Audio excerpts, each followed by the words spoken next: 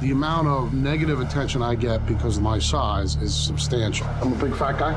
I have tried 20 different methodologies, programs. Seems like my body has a set point that I can't fight. But inside me, I know there's something more. From my perspective, each incarnation is a chapter in the soul's story. If resolving things from this chapter doesn't quite do it, we need to explore previous chapters. Just know that you'll spontaneously go to the most significant karmic events in that life. It's exciting. We're exploring the unknown together. I don't know. I never know what's going to come up.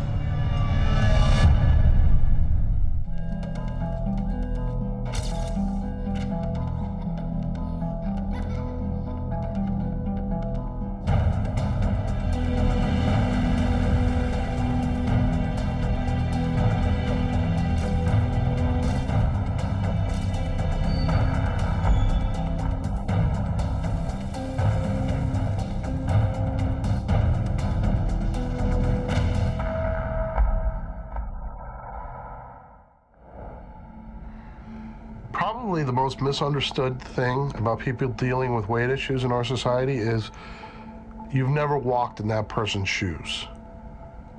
You don't know what it's like to knock things over. You don't know what it's like to not be able to get a shirt. You don't know what it's like to, just be, the object of everybody's eyesight. My name is Jay Sikora. I am a power plant expert. I'm aware of my size or my weight. The amount of negative attention I get because of my size is substantial. Everything you say gets tainted with the thought that you don't have something under control. I see my hero when I see him, so it's not for me, but I know just from working with other people that the first thing they see is the weight, and they think, oh, this guy, what is this guy gonna do? He's not organized, he's not connected. Why? Because he's overweight. We used to work for a yacht chartering company together. I worked in the office and he worked on the boat, and we just hit it off, and I just called him one day and said, what are you doing on Friday? Before he hung up the phone, he goes, this is Jay, right? And ever since then, we've been as thick as thieves. We started dating in September of 1988, and then we had a major car accident in October. We were underneath the BQE, and we had gotten T-boned. A drunk driver hit us. The car was just a mess. And I looked over, and I thought I killed him. I thought he was dead. Jay broke a lot of bones on his right side. I know it was like a collarbone, all his ribs, did some damage to his liver. I mean, the car, it really went into him. After I left the hospital, I was basically in bed for a month. And after that, I walked with a cane for about 3 months. That was the first time I've ever not been able to physically work, and I guess that's what started it. After the accident, I started a business, and that wound up losing everything I had ever earned. At the end of that, I found out my girlfriend was pregnant. Before the accident, I was about 180 pounds, 200 pounds, and after the accident, I stayed above 300, 330, somewhere in that neck of the woods. I've gone through Fen, I've done South Beach. Nutrisystem, where they ship the food to you. Went to a guy who gives you shots. I've worked out, I've tried yoga, I've tried biking. Over the course of years, I have tried probably 20 different methodologies, programs. Seems like my body has a set point that I can't fight. My automatic program or my thermostat or whatever you want to call it is set to big. My current job is, basically, I'm a consultant. So what that means is I'm essentially a hired gun. Primarily the way I get work now is when somebody who knows me is coming up on an outage and they don't feel comfortable. What happens with me is my weeks are so all over the place that I have to make sure I have everything I need in the car. So what I do is I have a storage unit, and I go to the storage unit once a week or once every 2 weeks, and I change all the stuff out as best I can to make sure that I have everything I need.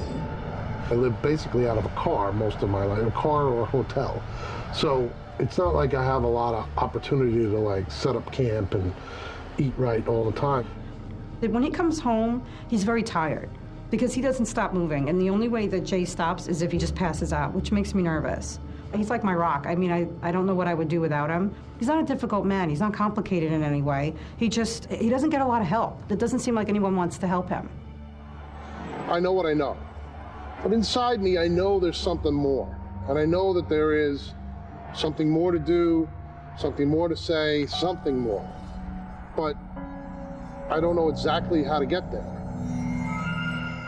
You know, most people come to me because they've tried everything else. And, you know, they're yo-yo dieters. They gain, they lose, they gain, they lose the same amount of weight each time, and they have a set point. My name is Joan Pankow, and I've been a psychic therapist in Manhattan since 1976. And the type of therapy I've developed, the core of which is past life regression therapy, is to help people that are stuck in different areas of their life in which traditional psychotherapy hasn't seemed to resolve the problem. I think I need some sage today. Burning sage. In the early 70s, there were a few therapists that were starting to do past life regression therapy. I mean, it was out there. The challenges that we all had in any given lifetime had karmic roots from past lives. So my philosophy is that environmental factors and childhood factors are the tip of the karmic iceberg, and that each incarnation is a chapter in the soul's story, so that if resolving things from this chapter doesn't quite do it, we need to explore previous chapters. So that's the basic premise behind the past life regression therapy. So I developed the psychic therapy with the past life regression therapy as the core, as a way to empower people to get on with why they're here. Each person's past life regression therapy is specifically focused on where they're stuck. If you've had hundreds of past lives over, millennium, and you get a karmic, what I call default, of attachment to identity to a specific body type that served you well in times past, very hard to let go of that, even when it doesn't serve him anymore in this life.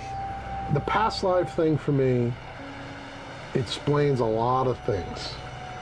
It explains why you have instant connections with people, that you walk up and you meet somebody and you feel like you've known that person. This will be my first past life regression. If Joan is able to unlock some of the reasons why I hold on to the weight, I think that I'll be able to just basically let it go.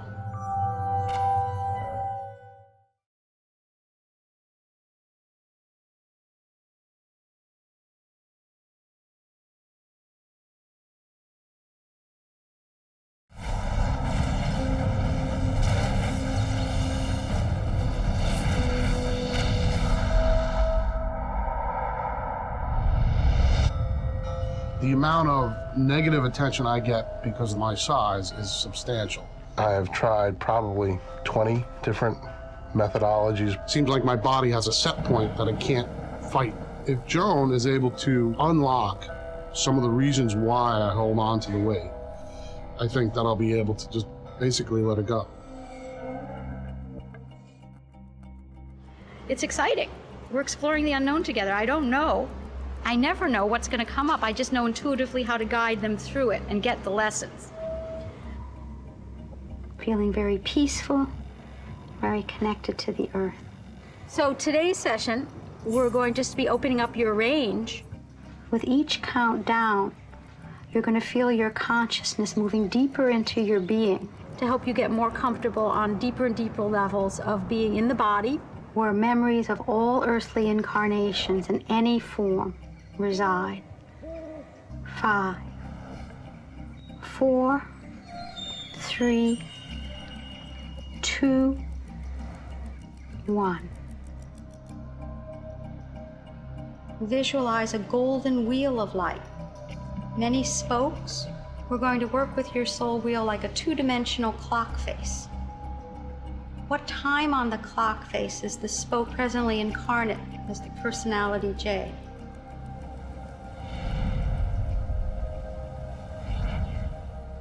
Two. 2? Okay. All of your spokes blink on and off like a string of Christmas tree lights.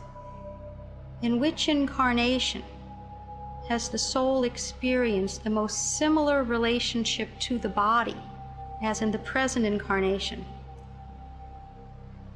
The 6 o'clock. 6 o'clock. I'm going to count you down into the incarnation from 5 to 1.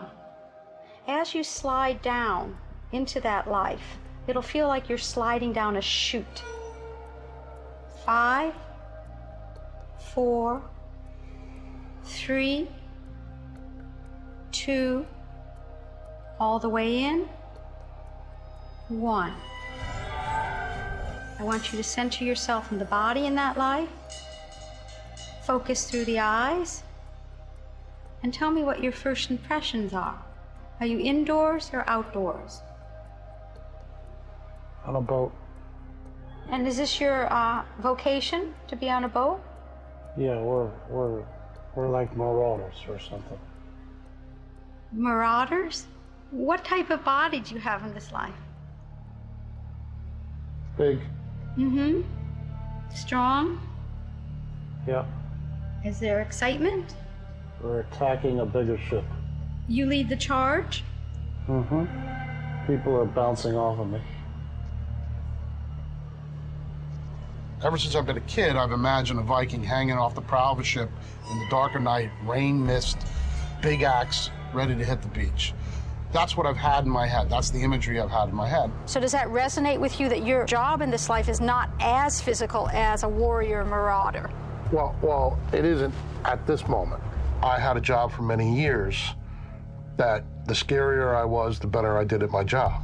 I was a turnaround specialist, so if a power plant was underperforming, I would get the assignment to go in and up its performance, essentially.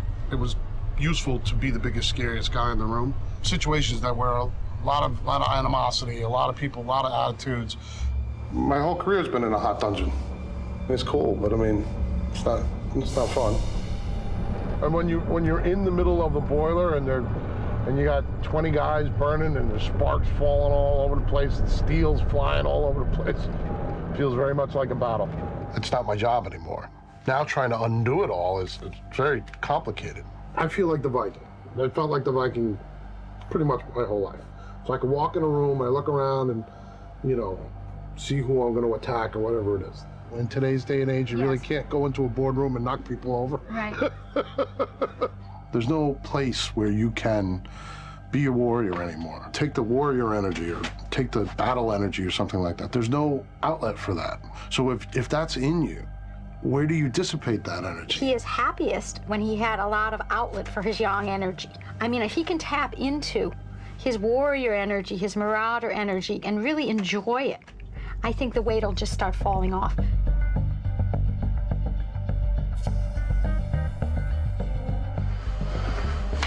Sensei Trelli, this is Jay. Jay, this is Sensei Trelli. Hi, Pleasure to meet you. How are you feeling? Good. Why don't you come on over Sure.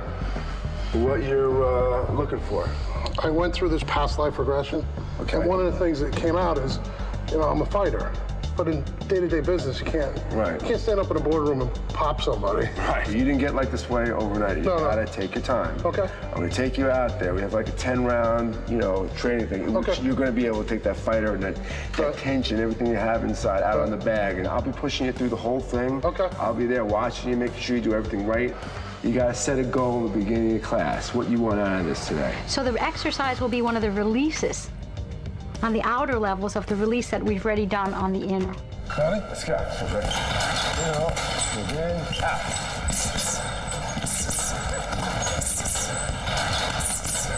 Keep pushing yourself. Always up like a warrior. Push it. Fight of your life.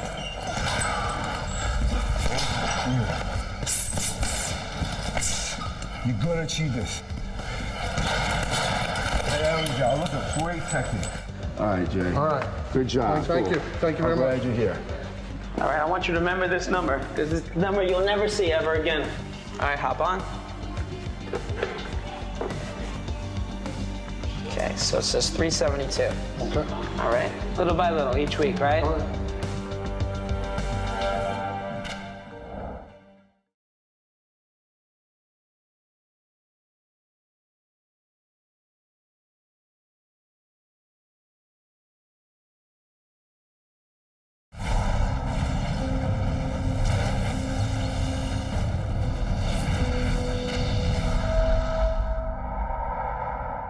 I I wanted to ask you about how your training's going. Training is good. There's a block. It's all where the weight is. It's all right here. But it's in process. Yeah. I mean, we found the right fit for you in terms of training program. Yeah. It like quenches the bloodlust thirst. That's what we wanted, right? You know, like, well, you had like, always said I could do that there, and then like when I'm in a meeting, I don't want to be like. Yeah.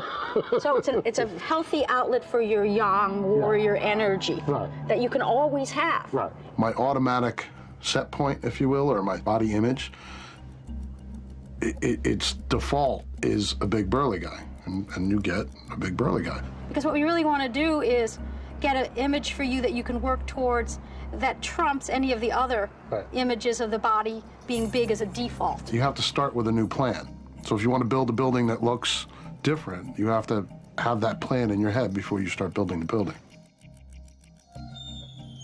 The goal might appear to be the weight loss, but the goal is really him choosing to go deeper into this conscious process, awakening to his true nature and loving who he is. And I think with all this background being, you know, brought out to the open for him, I think it's going to help a lot. Feeling more relaxed and expansive now. Making sure the spine feels centered on the floor for balance. See and feel it, the soul's primal wisdom and power, activating within the cellular memory of the body. Now, in which incarnation did the soul experience the highest level, optimal relationship with his physical vessel or body? What do you see when you look around you? Are you indoors or outdoors? Hilltop looking at my kingdom. Your kingdom. And what's your relationship like with your body in this life? Good. Your body does what you want it to do? Yep. How big is the body? It's still big, but not fat. No excess at all. No. So as the king, I want you to look at this part of your soul presently incarnate as Jay. And from the king's perspective, is there any message you'd like to give him so that he can optimize fulfilling his purposes in this life? Yeah, fix it. Fix it. Deal with it. Deal with it. What needs to change in his relationship with his body so he can optimize, reprioritize, and make his relationship with his body healthy and strong, but without any excess? The past life thing for me explains a lot of things. So it's really about being able to envision yourself thin. The noble king wouldn't eat, you know, a Boston cream donut from Dunkin' Donuts. They wouldn't, you know what I mean? Are you available to be a guide for him on his journey through his inner voice if he wants to tune into you? Yeah, I'm in there. The noble king was inside of you. Right. And it was just chipping away all the excess karmic baggage that has accrued over lifetimes and you've carried in this one. You know, keeping a good image of me is the work I need to do. That's work that's okay. So instead of that gatekeeper mentality for weight loss, you get to explore who you are. So becoming comfortable with who you are is actually the way this feels like. And it feels like the more comfortable I am with who I am, the weight's not going to be an issue. And it's the first time I've felt this way in 20 some odd years. Now that he's on the path and on the journey, if he keeps the memory green and remembers the work that we did, he will get to a certain point. All I'm doing is trying to keep that image as present as possible until it sinks in. You're a warrior. This is someone trying to kill you. Okay? I was wondering how the sessions we've done have been integrating for you. It would be difficult to describe how stuck I felt. I couldn't describe it, but I just felt stuck. Felt like there was nothing to do. Now afterwards, I'm just being that image that got brought out during the session. The only thing you have to do is to remember. Fat people turn to skinny people to say, hey, how do I get skinny? Yeah. Skinny people don't say, oh, you have a vision of you skinny. They say, oh, you exercise, you dance, you breathe right, you do all this. So fat people go do that. It's kind of like waking up the way of life that was in you already. What I do know is what I feel. Absolutely feel different. Because it's internal and it's visceral. It's not coming at you from society like, I want to be like this person. Right. Everything in my life has been better because I feel this part, this warrior part, is validated or exercised or at least has a place to play. So to be able to incorporate the things I've learned here, the things I've learned with Joan, and being able to live my life as chaotic as it is and still be on the track is it's something that I haven't been able to achieve it ever. When I started this, I was about 381. And I'm somewhere around 330 now. He seems happier, at peace with himself. And he basically had thrown in the towel by the time he was willing to do past life regression therapy. I definitely see an improvement. I think he feels better. And I think the past life regression therapy switched him on to remembering who he truly is inside, and that he's not just the personality Jay with the karma he has in this life, with the body he has in this life, with the challenges he has in this life. His soul is much greater than that. So I'm, really, really proud of how well you're doing with this. I think we all live lives where we're all trying to do what everybody else tells us we should do. And in reality, there's a small, quiet voice in you that's telling you what you are really meant to do. I'm a fighter. I've always been a fighter. I'll always be a fighter. And now there's an appropriate place to use that. I'm thinner, and my business is working. To me, that speaks more than anything I could possibly say. I know the weight loss is about being able to see myself differently or feel myself differently. And everything starts from there.